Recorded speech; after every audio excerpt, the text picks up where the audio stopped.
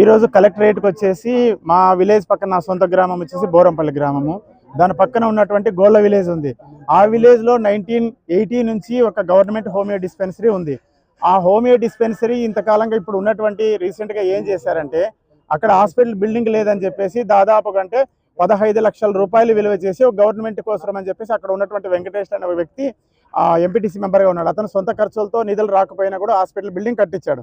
కట్టించిన తర్వాత ప్రజెంట్ ఏం జరిగిందంటే లాస్ట్ ఇయర్ వచ్చేసి అక్కడ ఈ పనిచేస్తున్నటువంటి మెడికల్ ఆఫీసర్ గారు తన స్వలాభాల కోసం అని చెప్పేసి వాష్రూమ్ కేవలం ఒక బాత్రూమ్ లేదని హాస్పిటల్ని పై అధికారులు ఉన్నటువంటి రీజనల్ డిప్యూటీ డైరెక్టర్ అయినట్టు కడప వారికి ఒక రిప్రజెంటేషన్ పంపించి అక్కడి నుంచి వాళ్ళకి పై అధికారులు అంటే స్టేట్ కమిషనర్ ఆయుష్ డిపార్ట్మెంట్ వాళ్ళకి మిస్రిప్రజెంటేషన్ చేసి ఒక హాస్పిటల్ ఏం చేశారంటే గోళ్ళ గ్రామం నుంచి కురుగుంట అనంతపురం నియర్ బై ఉన్నటువంటి కురుగుంట గ్రామానికి తరలించారు.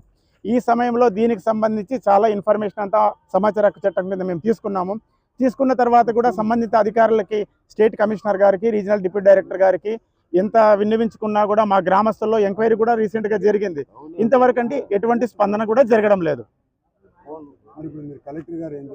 కలెక్టర్ గారికి ఉన్న విషయాన్ని చేశాం. అంటే జిల్లాలో ఇప్పుడు ఆరోగ్య పరిస్థితి కోసం అని ప్రభుత్వం హాస్పిటల్స్ కట్టిస్తే ఉన్నటువంటి వైద్య సిబ్బంది తమ సొంత మెడికల్ ఆఫీసర్ పేరు నాకు తెలియదు.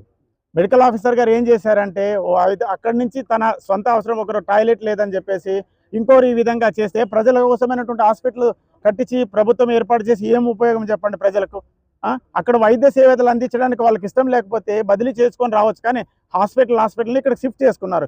ఇప్పుడు ప్రజెంట్ ఏమంటే రీసెంట్గా లాస్ట్ 1 వీక్ బ్యాక్ ఆయుష్ డిపార్ట్మెంట్ ఒక ఆయన లాలే నాయక్ సీనియర్ ఆఫీసర్ గారు ఏం చేశారంటే అక్కడికి వచ్చి హాస్పిటల్ని విచారణ చేశారు. చేసి హాస్పిటల్ ఇప్పటి వరకు కూడా దాదాపు గంట ఎన్ని మందులు ఉన్నాయంటే అన్ని మందులు ఉన్నాయి. ఈ రోజు మీరు వెళ్ళి చూసినా కూడా అక్కడ హాస్పిటల్లో గవర్నమెంట్ హాస్పిటల్లో మందులు కనిపిస్తున్నాయి.